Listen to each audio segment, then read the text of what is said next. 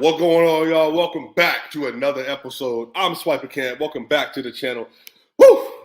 I don't know about y'all, but I've been feeling pretty good the last couple of days. The Denver Nuggets were able to close out the Phoenix Suns. In just 6 games, just 2 days ago. And we've been having some really interesting conversations on Twitter, all over the place. And I'm not going to lie, I am very excited for the upcoming series that the Denver Nuggets have versus the Los Angeles Lakers. The Lakers were able to close out the champion Golden State Warriors in 6 games. And woo, boy, man, I'm not going to hold you, bro. The Lakers look good. They look really good. Anthony Davis, best defensive player in the playoffs. LeBron James had a very good game yesterday. Benches, LeBron masterclass. Dennis Schroeder, Austin Reed, Rui Hachimura, Vando, everybody in Denver super familiar with them. They have a really good roster. They have some dudes that they don't even play all that much. So, man, it's going to be really incredible. I'm really excited. I know that Nuggets fans are excited. I know Lakers fans are excited. I really think the basketball community at large needs to be excited. Now, when I spotlighted this series yesterday, I opened up calling it the Rebellion versus the Empire. And y'all know I love like anime, cartoons, Star Wars, Star Trek. I love all that stuff. And the first thing that I thought about, and I started saying this, I don't know, maybe a couple of weeks ago, the Lakers have, I think, 17 NBA championships. Nuggets have 0. The Lakers, they got LeBron, they got Kobe, they got Shaq, they got Kareem, they got Wilt, they got Magic. Basically 5, 6 of the top 12 to 13 players ever. And then that's not even including James Worthy and the rest of them. Even Michael Cooper, AC Green, like massive, massive amounts of talent. Great, historically great players. And on top of that, the Nuggets, they just haven't had it. The best player prior to Nikola Jokic would be Alex English. And then you had Dan Issel. And then you had maybe Bobby Jones. You had David Thompson. And you had Carmelo Anthony. None of those players are top 75 all-time players outside of Melo. But here's the thing. Alex English in the 1980s is the all-time leading scorer. In the 1980s in the NBA, all-time leading scorer for a decade. Never made the NBA 75 team for whatever reason. He's the only player to lead an entire decade in scoring that didn't make the all-75 team. So the Nuggets have never had this traditionally really well thought of and respected program. Never. And so whenever you're talking about these series, if you go back to the 80s, and you have the 80s in which they had the Alex English team versus those Kareem teams, fell short. Western Conference Finals, had some injuries. And then you go back to that. A lot of you all remember Carmelo Anthony versus Kobe Bryant, and their roster was loaded. They had Paul Gasol, Andrew Bynum, Ron Artest, Derek Fisher. They were loaded. The Nuggets, Chauncey Billups, Carmelo, Kenyon Martin, Ney. They had a really good roster as well, but they got beaten 6 in LA, and they just did not have the personnel to get it done at the time. But I would say the reason why I call this the Rebellion versus the Empire, because the Empire is the mainstay. The Empire has the money, has the resources, has the support. They got the fan base. They've had it. The Nuggets, they're just trying to crash the party in the NBA Final for the first time in franchise history. So this is where we are. We're, for the first time, I would argue, in the course of the franchise's history, when we have played the Lakers, this is the first time the Nuggets have ever had the best player going into the series. The first time. English wasn't better than Magic Kareem. Melo wasn't better than Kobe. And in 2020, Nikola Jokic and Jamal Murray, they weren't better than LeBron James or Anthony Davis, for the matter, at that point in time. Again, this was Jamal Murray's age 22 season. This is Nikola Jokic, age 24 season. So granted, they were young. They had Jeremy Grant, a rookie Michael Porter Jr. They had Gary Harris. They had Torrey Craig. They had Paul Millsap. An older Paul Millsap. They just didn't have the pieces, the experience, or the talent in order to get that done. But now we're at this crescendo where Jokic is 28 years old off the 3 straight MVP level seasons. He won 2, didn't win this year. Whole nother discussion. Oh, by the way, if y'all follow me on Twitter, y'all got to make sure y'all follow me on Twitter, man. Because I content all the time. You can get it. You can get with me on Twitter. I'll respond if I see it, type of deal. Kendrick Perkins came out literally yesterday And he came out in NBA Today and he said that Nikola Jokic is the best player in the world. You got a new sheriff in town. And I was like, wow, what a change from March. But anyway, so this is Jokic is 28, Aaron Gordon's 27, Jamal Murray is 26, Michael Porter Jr. is 24. He'll be 25 in June. Every single one of the Nuggets are in their mid-20s and now in their late 20s, and they're in their prime or getting into their prime from MPJ. And, we could say Murray's just getting into his prime now. So this is the best opportunity. LeBron James, still a really good player, made third-team All-NBA. Anthony Davis, he would have been an All-NBA player if he would have played more games this season. But again, he's been the best defensive player in the playoffs. Some people are saying Anthony Davis is the best player in the playoffs, and he's currently the best player in the world. And then you put great role players around them. And then on top of that, Darvin Ham, he's gotten better and better and better as the regular season has gotten along. So the Lakers, they have a lot to lean into. They have a lot of really good talent, a lot of really good players. And right now, the Denver Nuggets, it's time to show up. Because the advantage you had versus the Minnesota Timberwolves is outright talent advantage and just a chemistry advantage, cohesiveness, coaching. And then versus the Suns, they had a coaching advantage. I would say they even had a talent advantage. They also had a bench advantage. In this series, I would argue they have a player advantage. They might have a cohesiveness advantage. And again, per the net rating. So if you go to Basketball Reference, you just type in 2023 playoff summary. Then you go down to the team advanced stats tab. It tells you where every team ranks offensively, defensively, and net rating over the course of the playoffs so far. The Denver Nuggets have the number one playoff defense, or number one playoff offense right now. They have the number one playoff offense. Currently, the Denver Nuggets have a 120.2 offensive rating. That's number one. That's number one in the playoffs. The Los Angeles Lakers, they have the ninth ranked offense in the playoffs. They're at 112.6. 112.6. The Los Angeles Lakers, though, have the best defense in the playoffs. 107.5. Very good. Elite. Great. The Denver Nuggets have the fourth ranked defense in the playoffs at 110.7. So if you do the net ratings in terms of how good NBA teams in the playoff have been on both sides of the ball, the Denver Nuggets rank number one with a 9.5 net rating. They're 9.5 points better than their opponent per 100 possessions. The Los Angeles Lakers are third. They're a plus 5.1 net rating within the best defense in the playoff. So right now, you're in a situation where it's the best offense versus the best defense. And I would say a below average offense for the Lakers relative to the rest of the playoff field versus an above average defense for the Denver Nuggets. But a lot of this is going to come down to execution. Now, I have more stuff coming out. I'm trying to get another video and another group of people together for you by Monday.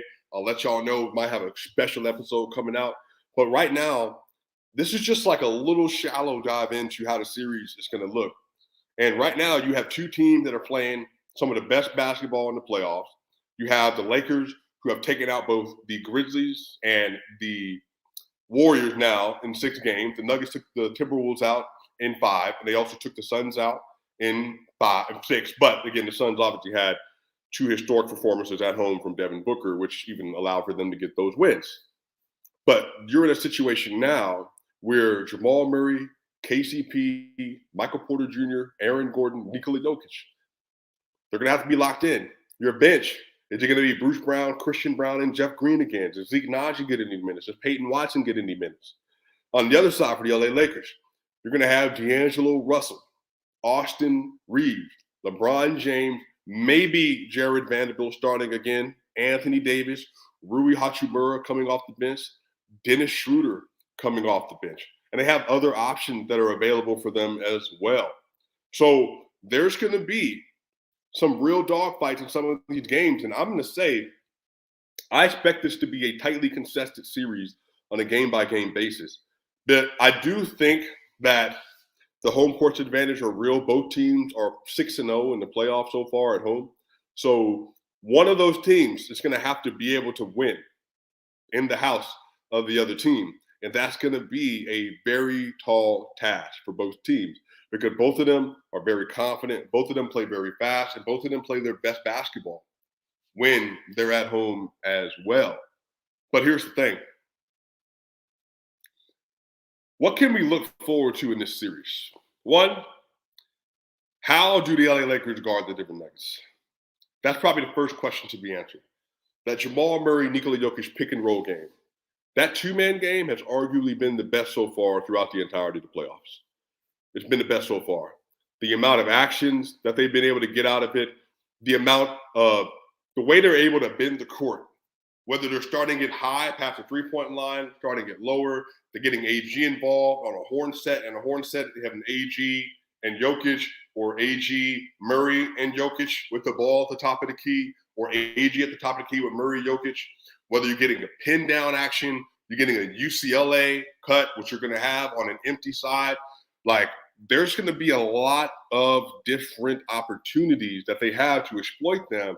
But the key thing for the Lakers is maximizing Anthony Davis. Maximizing Anthony Davis.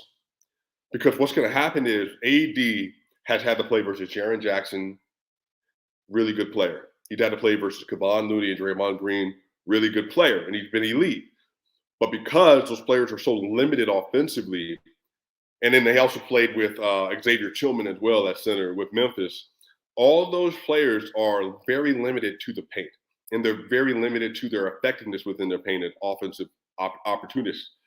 So the other side of this is that for the Denver Nuggets, Jokic is the best offensive player, not just in the playoff remaining, but in the NBA. The Nuggets are dominating when Jokic is on the court so far throughout the duration of these playoffs. And one of the reasons is just because of the way that the Nuggets force you to guard them. Because the Nuggets are going to do what they want to do. They're going to make you bend your defense according to what they're going to make you do. So the Nuggets are dictating terms. But can Anthony Davis, can he be dominant enough to be able to dictate the flow of the offense? That's the difference. Can you be an elite defensive playmaker versus the Denver Nuggets? Now, that's a huge responsibility, and it's really hard to do that versus high-level competition. But Anthony Davis, I think it's good enough. I think he's good enough to do it. But can he do that enough to offset what Joker, Murray, and MPJ, that trio in particular, are going to be trying to attack and get after throughout the duration of the playoffs? We'll see. But so far in the playoffs, he's been spectacular. Now, are they going to be starting Jared Vanderbilt? That's the other question here. Because Jared Vanderbilt, as good as he is as a defensive player, he's so limited offensively that it really makes it to where you don't have to guard him on the other side of the court. But he's so valuable. So do you use Jared Vanderbilt in this series, or do you go to Rui Hachimura, who's a much better three-point option, much better offensive option as a whole? He can get to the basket a little bit, has a nice little mid-range shot. Do they go to that? That's going to be the question. So when I talk about the trio stuff for the Nuggets and guarding the Nuggets, so the Nuggets, 11 games played so far in the playoffs. The Nuggets, the trio of Nikola Jokic, Jamal Murray, and Michael Porter Jr., they played 276 minutes together in the NBA playoffs. That trio had a 122.1 offensive rating. A 122.1 offensive rating. They have a 62.8% assist percentage. They have a 56.2% effective field goal percentage, a 59.5% true shooting percentage as well. They're executing and they're scoring at a very high level. 122 offensive rating for that trio is really freaking good. The trio of Aaron Gordon and Nikola Jokic and Jamal Murray, 264 minutes. They have a 123 offensive rating. A 123 offensive rating. So the thing is that the Nuggets, four main players, they're the real deal. They are the real deal. When 233 minutes with Gordon, Jokic, Murray, and Porter play so far together in this postseason, this is in the playoffs, 11 games. A 122.2 offensive rating between the four of them and a 109.6 defensive rating. A 109.6 defensive rating, a 12.6 net rating. The thing that people get misconstrued about the Nuggets is saying, yeah, Jokic, isolation, Rudy Gobert, Karl Anthony Towns, DeAndre Ayton, Jock Landale, isolation opportunities. Let's let them get one-on-one post opportunity. But the problem is the Nuggets, even if you turn Jokic into a scorer, Jokic is primarily a playmaker. So his entire idea and fulcrum is getting the easiest shot possible. It just so happens that that means him as the number one offensive opportunity. That's what that means. But on the other side of this, what this also means is that I'm going to find the easiest shot opportunity for KCP, MPJ, AG, and Jamal. Now, if that's a DHO handoff, step back three, mid range, get to the basket, great. If that's a KCP, DHO, wraparound on the empty side, pick and roll, great. If that's a Michael Porter Jr., he's doing a pin down or off an Iverson cut and he's coming all the way up, great. If that's AG, a 4-5 pick and roll with AG, if that's getting AG switched out onto a guard, Jamal Murray has the ball, he dumps the ball off, AG had Dennis Schroeder on his back, he takes him to the rim. All that stuff is there and all that stuff is available. Or if it's going to be LeBron, we'll find out. But the thing is that the way you guard the Nuggets is by having intense ball pressure on Jamal Murray. Nikhil Alexander-Walker has done that the best. Cameron Payne tried to do it. I think, I can't remember the matchup data exactly. I know Matt Moore shared it from HP Basketball on Twitter and from the Action Network and Locked On Nuggets as well. I think Murray was like 16 to 29 in shot opportunity versus Landry Shamet in the first round, which is really good. It's well over 50%. So Nikhil Alexander-Walker did really well up until the last game. He did really well until he didn't. So a lot of this comes down to, can Dennis Schroeder, Jared Vanderbilt, and Austin Reeves, can you do a good enough job of disrupting Murray at that point and then creating opportunities for him to be disrupted when he's trying to get in and out of these screens, in and out of these pick and rolls? And then on the other side of this, Anthony Davis. The Lakers play drop, but they've been able to play drop. But you can't necessarily play drop versus Joker because Joker's shooting 47% from three in the playoffs. He's shooting 61% from the mid-range and 47% from three in the playoffs. So are you playing drop? Are you icing Jamal? Are you hedging? Are you kind of in between? Like, again, making decisions out of those actions is going to be key. Now, here's the thing. The Nuggets are going to score. I think they're going to score at an elite level. But this comes down to, can the Lakers get timely stops when they need to, whether that's bringing extra help when they're in the pick and roll or disrupting Michael Porter Jr. or AG or KTP or Bruce Brown or Christian Brown, not allowing a lot of cutters, all that stuff. All that stuff's on the table. The next part of this, my next question. Can the Jokic, when he is playing versus Anthony Davis, can he continue to keep up the pace he's played at on defense, staying out of foul trouble? Because here's the thing. Austin Reeves, and again, you talk to Lakers fans about this, Austin Reeves, Dennis Schroeder, LeBron James, they're foul grifters. They are foul grifters, and they are very clear about it. They're very clear about it. You've seen it in every game the Lakers have played in the playoff. Can you keep your hands out of the pocket? Can you keep everybody in front of you? And then can you contest and contain? That's the thing. Contesting and containing. Not getting super happy in the fouls, not running and leaping out. And then on the other side of this, creating enough pressure where you're getting them in foul trouble. Now, this is what I'll say. The Nuggets have actually did a really good job in the Phoenix series of creating fouls. And a lot of that's because Joker, Bruce Brown, and Jamal and AG, they were just attacking the rim. But with Anthony Davis on the court, can you find ways to mitigate that rim protection? Because that is it. That is it. He's the best rim protector in the playoffs. And a lot of this is still connected to the fact that Joker. You dictate terms. You're the best player in the world. You're the best player in this series. You're the best player in the playoff. Dictating those terms and making it to where Anthony Davis has no choice but to hug you tight every single possession. And now their backline defense is LeBron James, Rui Hachimura, and Jared Vanderbilt. None of them are Anthony Davis.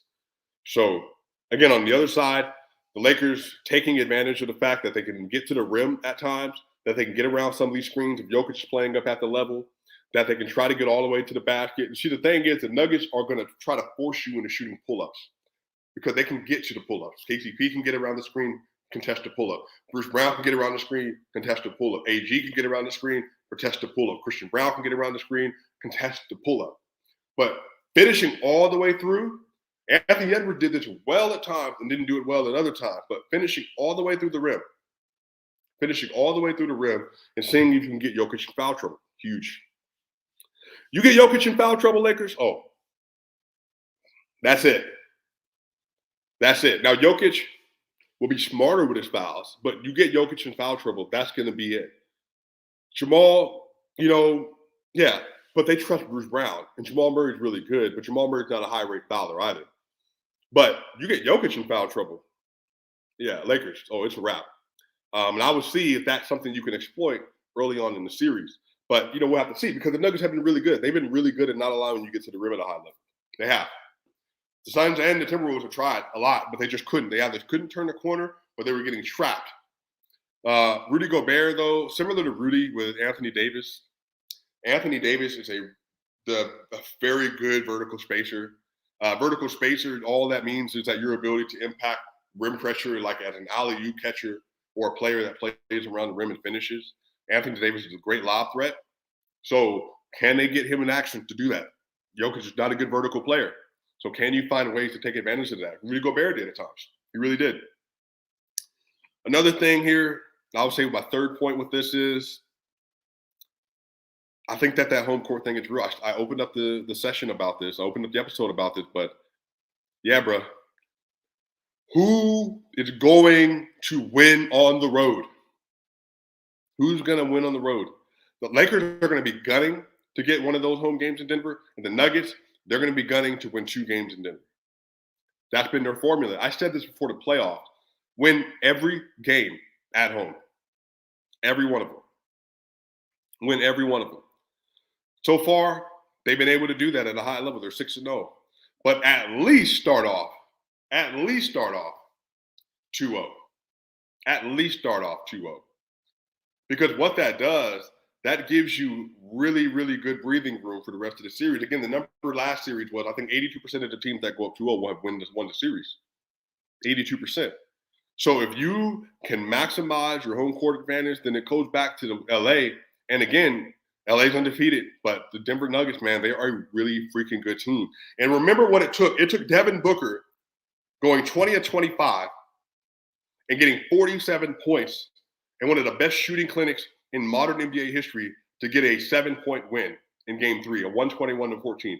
It then took Devin Booker and Kevin Durant having a combined 72 points between them, and then Devin Booker going 14 of 18 for them to get a 4-point win in Phoenix. So can the Nuggets get 1 or 2 in LA? Sorry, y'all. That's so important. So I think that the team, they need to fight and scrap for home court advantage. Both of them. And this is going to be an extremely physical series. The difference is now for Nuggets fans is that you're dealing with Anthony Davis, but you are not dealing with Dwight Howard and JaVale McGee. That was what caused so many problems in 2020. Dwight Howard started the series off fouling and playing extremely aggressive, and he ended the series fouling and playing extremely aggressive. And if Jokic got the foul calls, he got the foul calls. But he didn't a lot. And that did disrupt him. Again, Jokic is a much different player at that point in time. He's a way different player now. Jokic is not playing games anymore. He's had multiple 15-plus point game quarters so far in the playoffs. He has a 53-point, 11-assist game in the playoffs already. He has a 43-point game in the playoffs already. He has a 30-17-17 game in the playoffs already. He has a 39-16-5 game in the playoffs already. A 24-19 game in the playoffs already. A 32-12-13 game in the playoffs already. Jokic is a man on a mission. Jamal Murray, man on a mission. Jamal Murray is averaging 25, 6, and 6 basically over the course of the playoffs so far in 11 games. Jokic is averaging 30.6, I think 12.8, 9.7 on 59, 47, 85, 83. 59, 47, 83 through the playoffs so far. It's going to be money time. But can the stars show up and the role players show up enough around Jokic, Murray, and Porter, and AG, and then have LeBron and Anthony Davis, and can players Reeves, Hachimura, Schroeder, Vanderbilt, can those players around them step up and do what they need to do as well. Everything comes back to that. Now, I will have an official series prediction on Monday because I want to see the 76ers Celtics game close out. And then Western Conference Finals, Tuesday, ABC and ESPN. Eastern Conference Finals, Wednesday, I believe, on TNT. It's going to be an incredible, incredible playoff, y'all. An absolutely incredible playoff. We got some super chats too, man. Shout out for these super chats, man. For real. Y'all are great. Got Mott Cleaning, LLC. Shout out to the super chat. Let's go, Swiper. Support from Macedonian fans in Denver. Nuggets and Yokora all the way. I appreciate y'all. Macedonian fans in Denver, man. We are international. I love y'all. Y'all my people. Absolutely love y'all. We got one from Grant Payne. Will we see any defensive work from Zeke or any offensive effort from Brian and Reggie Jackson? I really want to see more minutes distribution if possible. You know, y'all know how Malone is. You know how Malone is. Malone is not going to check up, and he's not going to change up his lineup if he doesn't need to. And he hasn't needed to. They played 8. They play 9 if they have to, but they play 8. That's how they play. I don't really see that being something that changes unless you're having a lot of issues like rebounding. But here's the difference. AD and LeBron are their rebounders. Other people can rebound, but those are their main rebounders. The difference is, like, again, Dwight Howard, JaVale McGee, and AD and Bron, that was like overwhelming size. Overwhelming. The Nuggets are just as big, if not bigger, than the Lakers. So I think that's also the difference now between this and between where we're seeing now. So the Nuggets are running a front line of a 7-footer and Nikola Jokic for 6'11", a 6'10" player, 6'10" and a half, Michael Porter Jr., a 6'8" and Aaron Gordon. That's their front court. And their backups are 6'8", Jeff Green, a 6'6", Christian Brown, and then a 6'4", Bruce Brown. And then Jamal Murray is 6'4" and a half to 6'5". KCP is 6'5". And then, again, after that, if you want to get to Peyton Watson, he's 6'8". Zeke Naji is 6'11". The Nuggets are big. They're a very big team, and they're very athletic. That's really one of the biggest difference between them and the last series. And their shooting and their cutting is really good. So I don't foresee Michael Malone making changes, but that's something that if the Nuggets get forced into it, can happen. But I'll say this. If Jared Vanderbilt does start this series, which he could, depending if Darvin Ham doesn't change his lineup up, then I think the first coaching adjustment you'll see is Jared Vanderbilt leaving the Lakers starting lineup, if not getting out of the rotation. Because similar to the Suns said we need one player to be able to guard Jamal Murray. The problem is that if you do that and that person's not an offensive threat, then the Nuggets are basically playing 4 and 5. And they're scoring on one side, and then they're absolutely stifling on the other side. So you don't want to give them any advantages. You want to stress the Nuggets horizontally as much as possible because that's what their weakness is in terms of Jokic. But again, Jokic, the thing that people get misconstrued about the Nuggets defense is KCP, Christian Brown, Aaron Gordon, and Bruce Brown. Stout POA guard and wing defenders. Extremely stout. Now, the Lakers don't have Devin Booker. They don't have Anthony Edwards. They don't have, Kevin Durant, obviously, is a different kind of guard. They don't have those guards that are going to give the same pressure. Austin Reeves, Schroeder, D'Lo, they're good players, but they're not Booker and Ant. And they also don't put the same offensive pressure on you. So they actually can, I think, be even more aggressive at times, but play within themselves. So again, you have to play within yourself with that. But I would also say this, that they're still good creators. So you don't want to gamble. You want to stay on man, you want to lock in and take care of your responsibility. But you also, again, know who your shooters are. Know your personnel. Know your personnel. And then on the other side of this, Jokic and Anthony Davis, I said this on Twitter, that matchup could end up deciding the NBA Finals. The Jokic and AD matchup could end up deciding the NBA Finals. Like, that's how freaking good both of those players are. And they both need to take care of their business. Whoever wins that matchup, I think is going to win the series. But I think Jokic has the best opportunity because Jokic has just been utterly unstoppable. And again, Jokic is not – Anthony Davis is better defensively right now than Rudy Gobert, but Rudy Gobert was still very good. He was elite in that series. People were just acting like Rudy Gobert was just, not good anymore, but he was really good. But Jokic has seen elite defenders already in terms of Rudy. But again, Anthony's obviously better, but he at least has seen it. The difference is Anthony has not guarded anyone like Joker so far. And again, a lot of this comes down to when people talk about guarding players, it's not just a one-on-one thing. Jokic is a team hub, meaning the Nuggets team, everything moves and flows and motions and actions and to the rim, to the three, corner three, wing three, pick and pop, dive. It's like everything, the horn sets, all that stuff, the Spain pick and rolls, the UCLA cuts, all that, the pin downs, everything. All that stuff kind of convalesces on Joker. And so you have to be so aware every single possession.